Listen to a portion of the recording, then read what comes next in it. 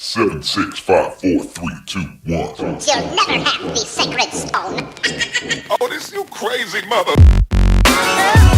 Hi, this is Kieran Beech from Kieran at Pro Skills channel, and I'm joined by Dan Cappellaro. Said it right? Yes, you said it right, yeah. All good. I'm just going to do sort of something a little different. I've been wanting to do this for a while, a little interview type video. So Dan, can you just tell us a bit of your history, how you got involved with street football and futsal? Yeah. Basically, I started playing outdoor football when I was 8 years old, and I started playing indoor football when I was maybe 10, 12. Futsal I first saw it when I was 14, and then when I was 17, 18, I started playing futsal with my mates recreationally. So we started playing that twice a week, and we started going on YouTube. And we found all these street football moves. You know, we found Edward Van Gils, Ruud Bos, Nelson de Kock, Jermaine Vandenberg, Murad Bakari. We found all these types of players, and we thought, you know, let's start doing these in our games. So at first we started practicing and we tried it in our games, and then I decided to make a YouTube channel, and I started recording my games and trying the moves in games. And once I had enough, I made a compilation or a highlights reel, and it was featured on the original acamagazine.com, and then basically from there it just became, you know, I got more followers, I got more likes, I got more, you know, everything that's involved with social media, and that's what happened with street soccer. Yeah. So is that how you sort of got the professional contracts, came from there, and you sort of got picked up into like FIFA Street after that? Yeah, it was basically professional futsal came from playing futsal at the WA State Futsal Centre in Perth, Western Australia. I was invited by Elder Abrahams, and at first I tried futsal, but I was still very much a street player. I was very, very raw.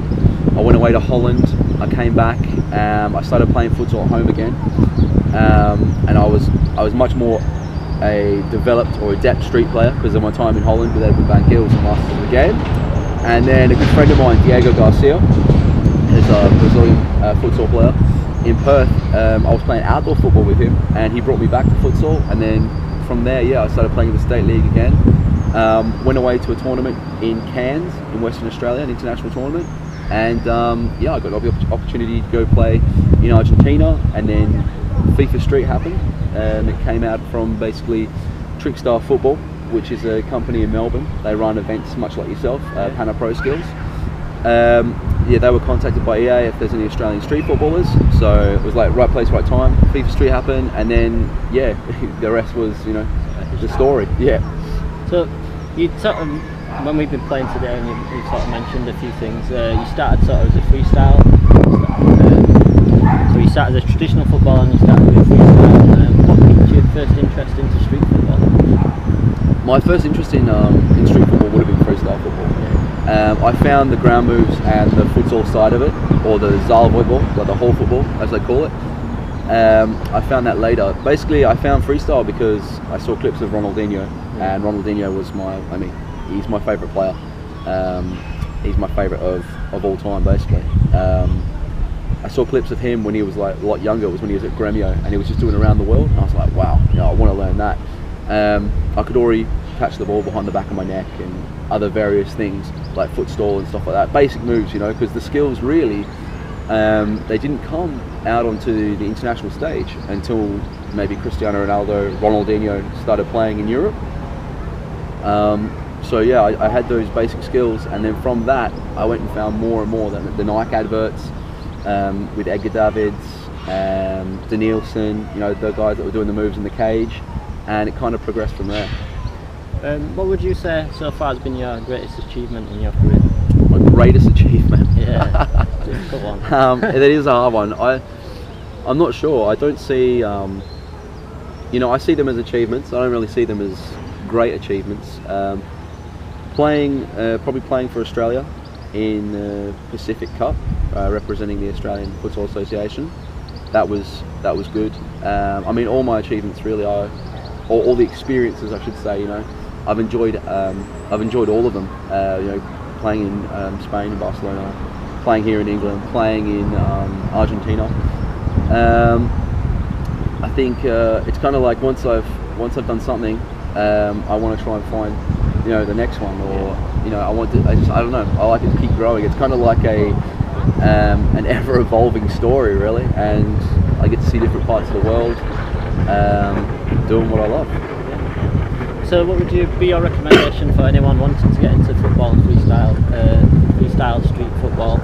What would be your biggest recommendation for them? Yeah.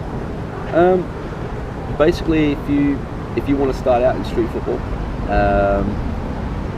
obviously it takes a lot of time, takes a lot of practice. You have to be with the ball all the time. You have to have a love of skills. I think if you don't have that innate love of just spending time with the ball, doing moves over and over again, because as you know, it doesn't work the first time. Then it's basically that passion that will push you forward. And then if you want to get involved in the community, you have to film things, you have to put it on social media channels, and just interact with people. I think you're a fantastic example with your 100 days of street soccer. I followed it from day one. We've always been in touch, and seeing your progress has been unreal, really. And we've spoken with Mark, who runs Panna Pro Skills with yourself, and from day one to day 100, it's just unreal. And then playing against you now, you understand certain movement concepts, and where the ball's going to be at certain times. And I think for someone who has no football background at all, it's quite remarkable. And it just shows that anyone who has an interest for street football, whether you're starting when you're 18, whether you're starting with your 12, whether you're starting with your 29, 30, anything's possible. That's it for today. Thank you to Dan for joining me, and thanks for playing. No, it's been all an good, absolute man. pleasure. So, see you later, everyone.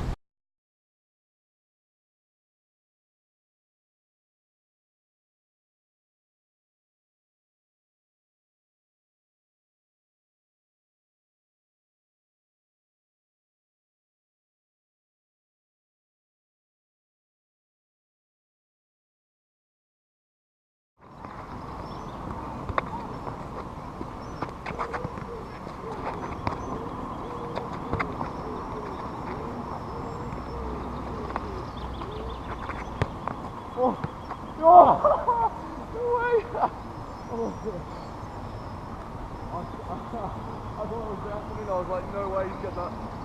That's unlucky.